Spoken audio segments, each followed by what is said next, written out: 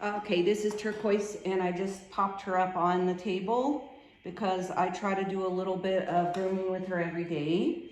So I thought I would just show you what grooming experience is like with a well-bred standard poodle. Well-trained, I should say. The breeding has nothing to do with how well they take grooming, except that if they can't stand for long periods of time because of their conformation, the body structure, it might make it harder for them to groom. They might be a little less apt to allowing it.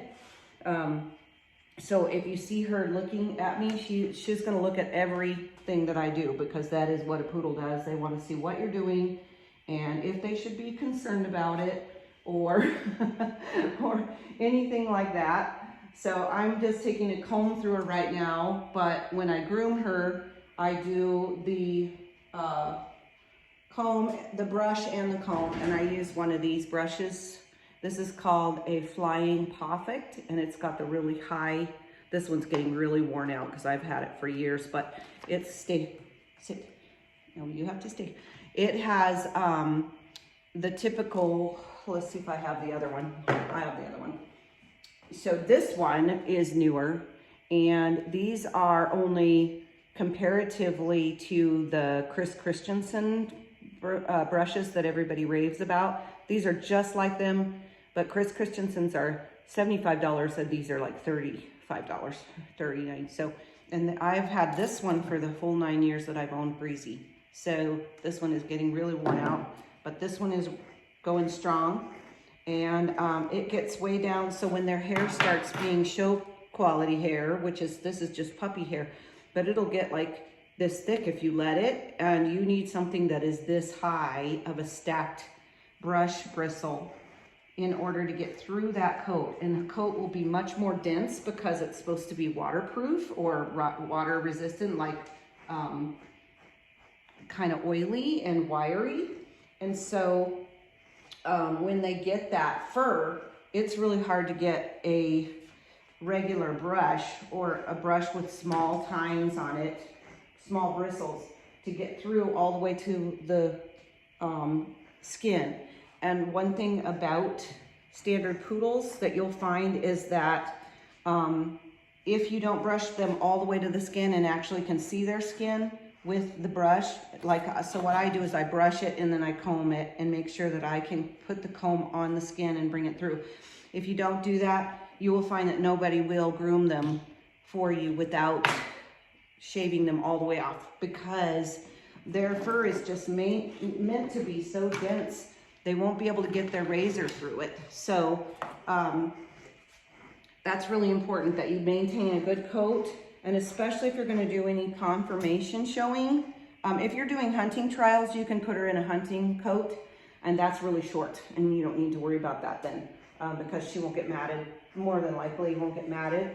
But if you're going to do conformation with her, they require a longer coat so they can see what the texture is like and make sure that they're breeding quality coats. And that will require much more grooming, especially when they're going through the puppy coat blow. There is an amount of maintenance that is really hard at that time. That's usually when they're somewhere between 6 months and a year and a half. I've had them still blowing coat at 18 months. So had to count in my head. And so it's important that you maintain brushing them like once a day or once every couple days, to all the way to the root and all the way to the skin, so that you're sure that when you go to cut them with a razor like this, with a guard, which is, this is what I use on a lot of them, that it will be able to run right through the coat without snagging up on something. If it snags at all, and you have a groomer doing it, they'll say, sorry, she's matted, and they will say, I have to cut off the hair, because they're not going to pull the puppy's hair. So always demat your dog before you go to the groomer, and you will have a much happier groomer. If you have a groomer. You might decide you're going to try and do it yourself, which I do all of it myself. and they've never been to a groomer before. They've just been on my table, which is a, you know, professional groomer salon. So they're used to me, but from what I understand, the puppies that go to groomers, yes, hello, they will, they have been very happy with how these groom. They say they groom so easily. So that's why I do all of this when they're puppies, so that they, what are you doing? She's trying to get me to let her off the table. She's like, no, get off.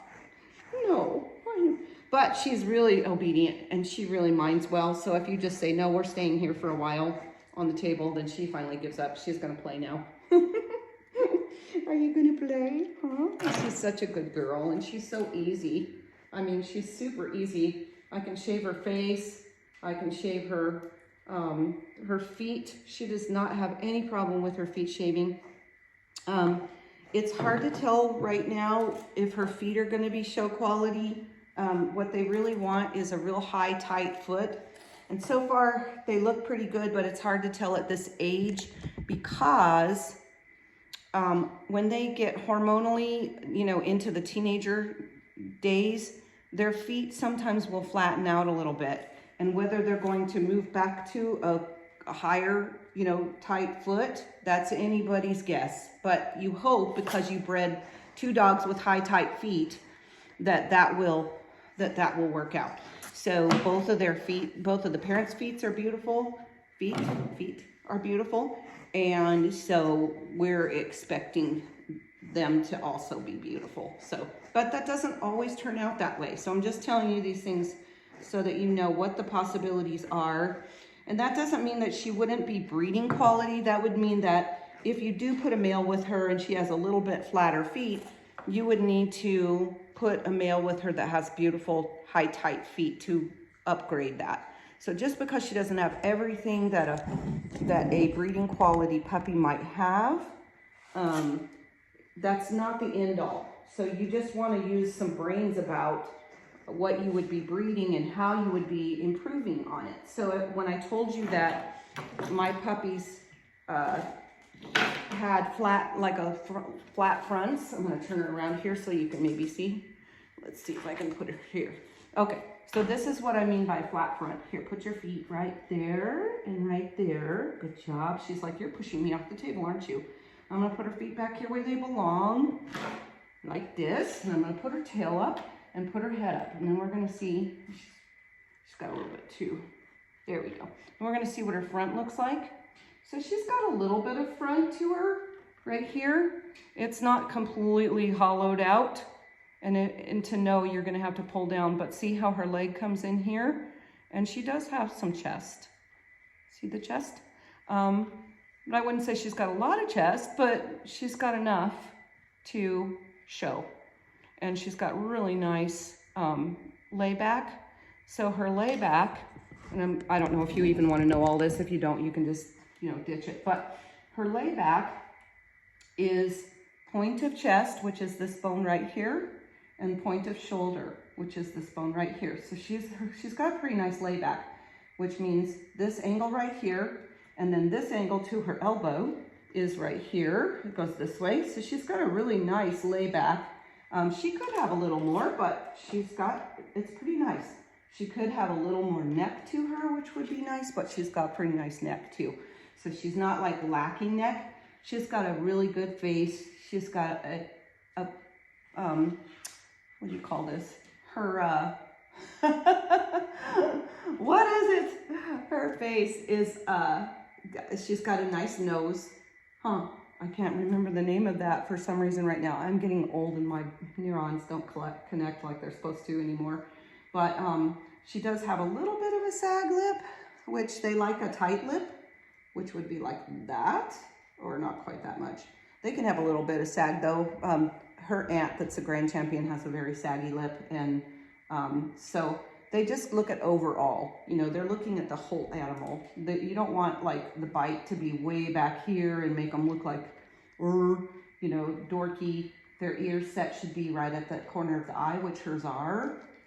She's got a nice stop on the front of her forehead. So she does have a lot of really good qualities about her. And in the back end, her back end is really nice. Somebody had said that they were over-angulated when they were puppies, but as she's gotten older now, she's growing out of that. And I will get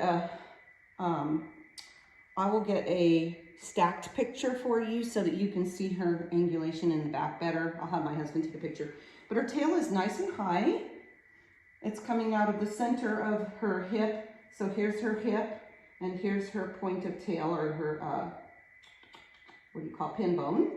And so you want the tail to come out somewhere in between, mostly higher than lower, but it's in between there. It's right here.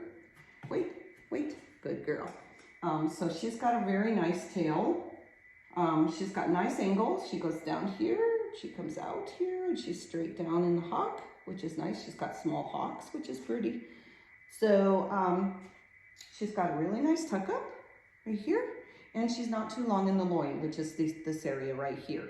So overall, I think she would be a great choice for a beginner, somebody beginning in UKC. You can't show an AKC because AKC doesn't allow parties. So you'll have to show in UKC, which is to your benefit anyways, because UKC is a little more lax and they will allow not as good of maybe a haircut sometimes. They're just not as picky. They want to know that this dog can do what it's bred to do, and that it's got the temperament and the, the huntability that they were made to. In the UKC program, or in the club, they look at the dog and they put them into the hunting, the gun dog group, which is where they should be. They're definitely gun dogs. And so they compete with the labs and the golden retrievers and the GSPs. And actually GSP is a pointer, I think. I'm not sure that's in the gun dogs, but maybe it is. I can't remember. Anyways, they go with all the gun dogs. So yeah, this is her. She sits on the table so well, and she loves the attention, don't you? Yeah, she's got a little bit of a mustache right here, which is super cute. It's not on this side, but it's on this side. And then her nose color is right here. I'm gonna bring you closer to her nose so you can see what color I'm expecting her. She's like, what is that? Her spots to be. So it's kind of a dark gray color, and her spots are darker than that right now. Her spots are, this camera's making them look a little lighter than they are. But when you see that little kind of a brownish tinge in the light right there, that's pretty typical of a blue. So that's why we called her a blue. Her face is blue, and her spots will probably turn blue as well. So there you go. She gets groomed about every week, a full groom, every 2 weeks, a full groom, but she gets groomed every couple days, brushed and blow dried. She hates the blow dryer and she's scared of it, but she lets me. All I do is tell, if you have a groomer, I tell them to be prepared for her to freak out on the first, first few seconds of blow drying, because she does get a little bit. Let me just show you. So what I do is I hold on to her really good because I don't collar them on the table. I expect them to stay and behave themselves, so we don't collar. So I'll turn on the blow dryer and you probably won't be able to hear me talk. Good girl.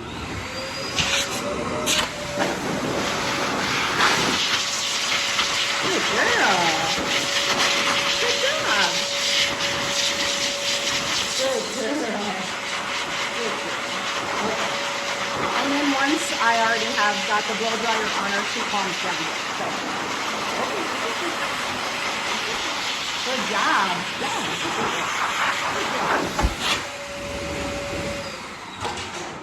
So I do that every day just because none of them like the blow dryer, and she's one that really hated the blow dryer. So I try not to get it in her face to make sure that she's not gonna freak out even more when she gets older. And a happy hoodie, which is the little things that goes over their ears, might help her a lot, but I just want them to learn to just take grooming the way they are. And so it does help protect their ears too from loud noises if you're going to be grooming her often for show or anything like that. Anyways, I just thought you might enjoy this, and if you are interested in showing, then this would interest you for sure. So There you go.